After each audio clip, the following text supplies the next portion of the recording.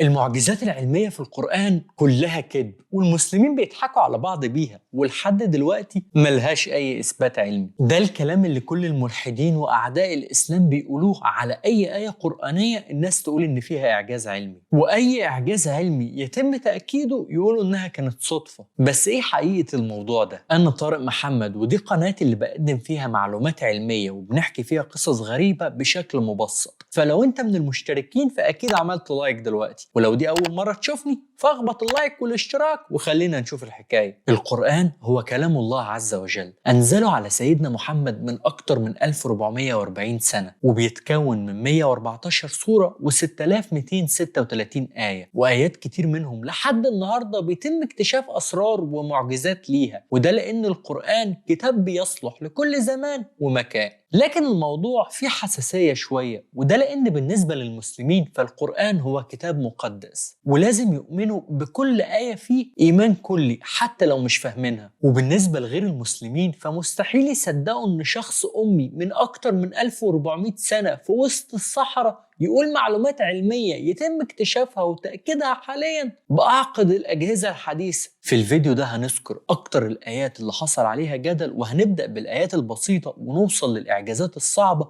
والشبه مستحيل إن الناس تصدقها. والفيديو هتلاقوه متقسم بكل إعجاز علمي، لكن صدقني هتخسر كتير لو فوتت أي آية منهم. وهنبدأ بالإعجازات البسيطة. ربنا سبحانه وتعالى بيقول في سورة الأنبياء الآية 30: وجعلنا من الماء كل شيء حي. الآية هنا معناها واضح وصريح، كل كائن حي بيعتمد على المية علشان يعيش، وده فعلا أثبته العلم الحديث. لكن من فترة تم اكتشاف إن حيوان اليربوع أو الجربوع واللي بيعيش في الصحراء لو شرب المية بيموت، وده مخالف لكلام ربنا سبحانه وتعالى في الآية. وهنا مسك الملحدين وأعداء الإسلام الموضوع وقالوا إن القرآن فيه غلط، وده دليل إنه من صنع البشر، ولكن يشاء ربك إنه يخرسهم. لما اتعملت دراسة في جامعة بريستول البريطانية وأثبتت إن الجربوع ما بيشربش مية لأن جسمه بيكونها، فالجربوع بياخد عنصر الهيدروجين من الحبوب والنباتات اللي بيتغذى عليها، وعنصر الأكسجين من الهواء اللي بيتنفسه، وبيكون مركب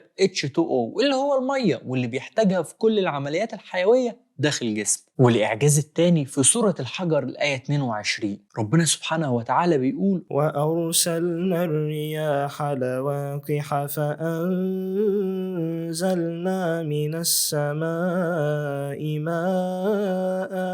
كان من المعروف إن النباتات علشان تتكاثر بيتم تلقيحها تلقيح ذاتي من نفسها أو تلقيح خلطي من زهرة تانية من نفس النوع، وحبوب اللقاح كانت بتتنقل عن طريق الحشرات أو الطيور أو حتى الإنسان. لكن في 2009 بحث علمي في جامعة أكسفورد أثبت إن أكتر من 10% من النباتات بيتم تلقيحها عن طريق الرياح المحملة بحبوب اللقاح، وده نفس المذكور في القرآن من أكتر من 1400 سنة. أنا لسه ببدأ معاكم بالحاجات البسيطة اللي هتفهموها بسرعة، لسه في حاجات جاية مش هتستوعبوها أصلا. أما بقى الإعجاز الثالث والرابع فهم ليهم علاقة بالجبال. ففي سورة النمل الآية 88 ربنا سبحانه وتعالى بيقول: وترى الجبال تحسبها جامدة وهي تمر مر السحاب.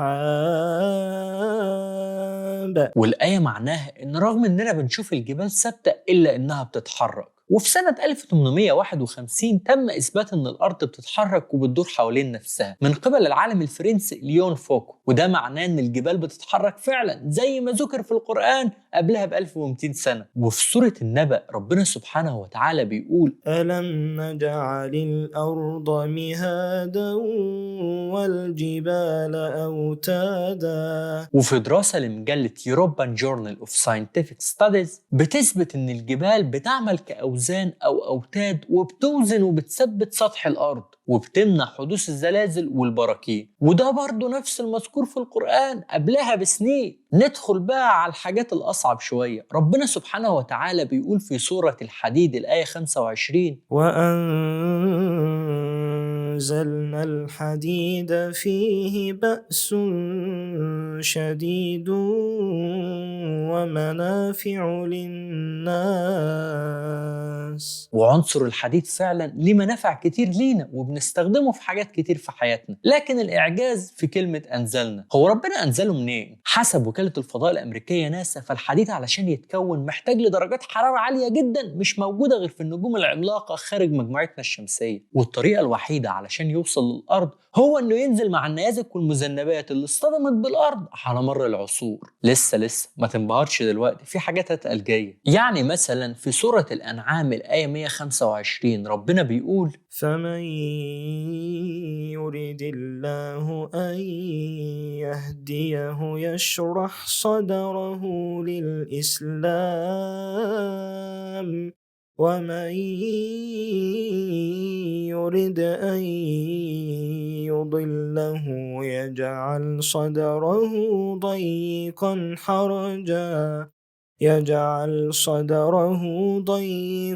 حرجا كأنما يصعد في السماء. ومن المعروف حاليا ان الاكسجين غاز كثافته عاليه، فكل قربنا من سطح الارض نسبه الاكسجين بتعلى فالتنفس يبقى اسهل، وكل ما بعدنا عن سطح الارض وقربنا للسماء نسبه الاكسجين بتقل والتنفس بيبقى اصعب، وبيكون في ضغط على الرئتين جوه الصدر. سبحان الله والله. خلونا نبص حوالينا شوية ونشوف الآيات اللي بتتكلم عن بعض الكائنات البسيطة اللي عايشة معانا. مثلا في سورة النمل الآية 18 ربنا بيقول: حتى إذا أتوا على واد النمل قالت نملة يا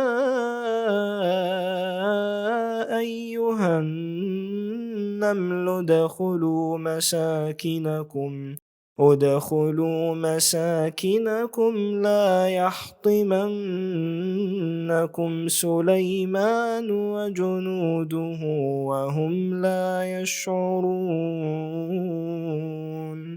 طب ليه ربنا سبحانه وتعالى استخدم كلمة يحطمنكم اللي بتستخدم مع الأشياء اللي بتتكسر وما بتستخدمش عادة مع الكائنات الحية؟ غريبة صح؟ لكن في تقرير لمجلة National Library of Medicine الأمريكية في سنة 2020 بيثبت إن جسم النمل بيتكون من مادة الكتين، واللي هي بوليمر طبيعي بيشبه الزجاج، فبالتالي كان الأصح مع النمل استخدام كلمة يحطمنكم. طب نسيبنا من النمل، عارفين الناموس أو البعوض، الحشرات اللي بتقرصنا دي؟ ربنا سبحانه وتعالى في سورة البقرة الآية 26 ذكرهم وقال: إن الله لا يستحي أن يضرب مثلا ما بعوضة فما فوقها. والآية كانت بتفهم زمان إن فما فوقها دي المقصود بيها أو حشرة أصغر منها حجما، لكن ولأن القرآن يصلح لكل زمان ومكان، ففي سنة 2024 في دراسة لمجلة Natural Ecology Evolution أثبتت وجود أشكال حياة مختلفة فوق جسم البعوضة وداخلها، زي طفيل الملاريا وفيروس زيزيكا وأنواع مختلفة من البكتيريا. وده التفسير الحرفي للآية. ومن عظمة كلام ربنا سبحانه وتعالى ففي آية واحدة فيها معجزتين ومحتاجين أحدث العلوم علشان يتم اكتشافهم. ففي سورة العنكبوت الآية 41 ربنا سبحانه وتعالى بيقول: مثل الذين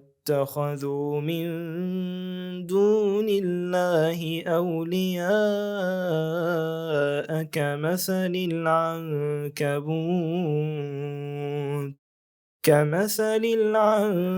العنكبوت اتخذت بيتا وإن أوهن البيوت لبيت العنكبوت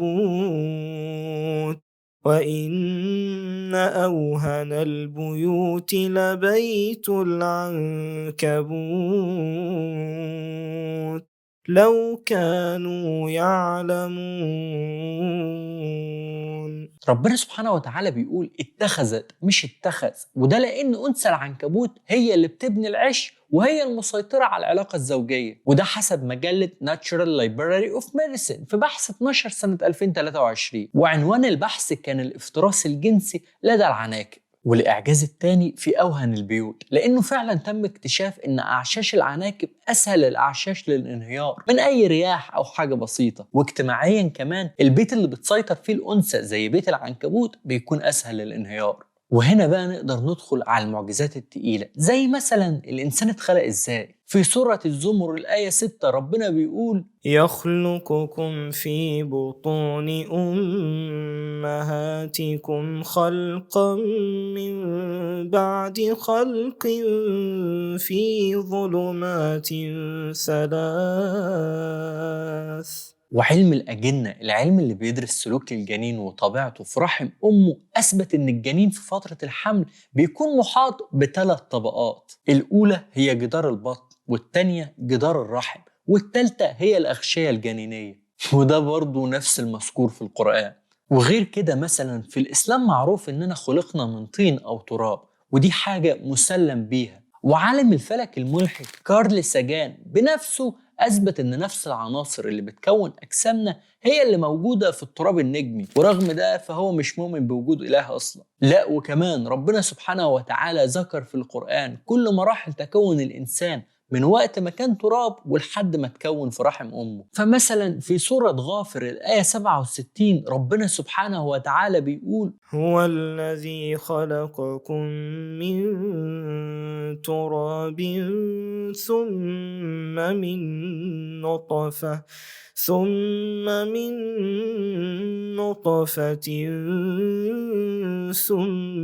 من علقة ثم يخرجكم طفلا ثم لتبلغوا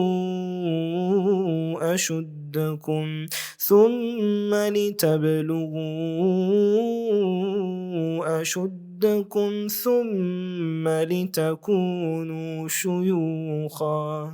وفي سورة المؤمنون ربنا بيقول: ولقد خلقنا الإنسان من سلالة من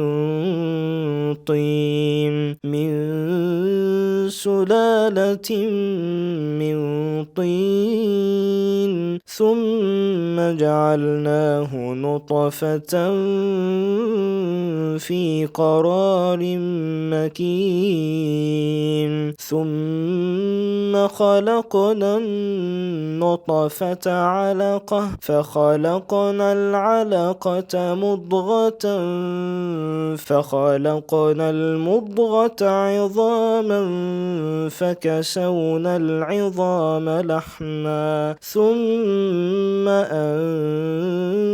أنشأناه خلقا آخر فتبارك الله أحسن الخالقين. سبحان الله، والله كلام قاله راجل أمي خرج من وسط الصحراء من أكتر من 1400 سنة، بيحكي نفس اللي العلم الحديث قاله بعد بحث وتدقيق واستخدام أجهزة معقدة وصرف مليارات على الأبحاث. وعلشان ما طولش عليكم أكتر، ندخل على الحاجات اللي مفيش عقل بشري يستوعبها، واللي بتثبت 100% إن القرآن هو كلام خالق الكون كله، زي مثلا نشأة الكون وحركة النجوم والكواكب، واللي لسه لحد دلوقتي ما نعرفش عنهم حاجة. ولو وصلت لحد هنا فأكيد المحتوى عجبك، فما تبخلش علينا باللايك والاشتراك وخليك واحد من عيلتنا. فمثلا النظرية الأشهر عن نشأة الكون هي الانفجار العظيم بيج بانج ثيوري، واللي بتقول إن الكون كله من سماوات وأراضي كانوا عبارة عن حاجة واحدة، وحصل انفجار عظيم فرقهم عن بعض. وسبحان الله هنلاقي في القرآن في سورة الأنبياء الآية 30: أولم ير الذين كفروا أن السماوات والأرض كانتا رتقا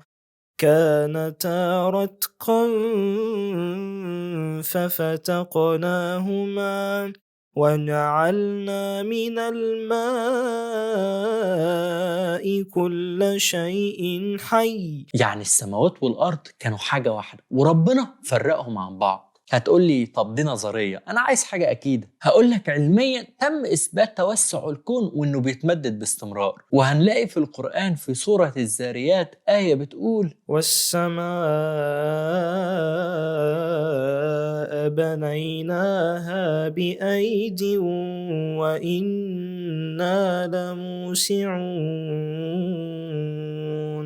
عايز معجزة تانية؟ حاضر. الثقوب السوداء من أعقد الأجرام السماوية اللي عرفها البشر، ولحد فترة قريبة ما كناش عارفين هي بتعمل إيه، لكن في الفترة الأخيرة العلماء صوروا الثقوب السوداء وعرفوا طريقة عملها، وإن بسبب كتلتها وجاذبيتها العالية فهي بتجذب كل حاجة ليها وتكنسها تماما. وفي القرآن هنلاقي في سورة التكوير ربنا سبحانه وتعالى بيقول: فلا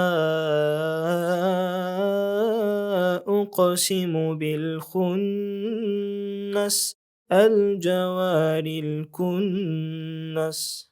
والخنس في اللغة معناها اللي بتختفي أو السودة، والكنس اللي بتكنس كل حاجة حواليها، ودي نفس طريقة عمل الثقوب السوداء. وهنا نبقى وصلنا لنهاية الفيديو وما وصلناش لنهاية معجزات القرآن، وفي معجزات كتير ما ذكرناهاش علشان وقت الفيديو، وكل آية في القرآن محتاجين إننا نتدبر فيها ونعرف عظمتها، وكل آية ومعجزة اتكلمنا عنها هتلاقوا في الديسكريبشن المرجع العلمي اللي استندنا له، وكلهم تقريبا مصادر غير مسلمين. فلعل وعسى الفيديو يكون صدقة جارية ليا ولوالدي رحمة الله عليه، وشير الفيديو لكل الناس لأن كل مسلم لازم يبقى عارف المعلومات دي حتى يطمئن قلبه زي ما سيدنا إبراهيم قال لربنا سبحانه وتعالى. ولو عجبك المحتوى ما تبخلش علينا باللايك والاشتراك، ولو كملت الفيديو للآخر صلي على النبي في الكومنتات وعرفنا. وأحب أشكر الدكتور أحمد عاطف لتلاوته كل الآيات اللي تم ذكرها في الفيديو، وشكرا ليكم، نتقابل في فيديوهات جاية.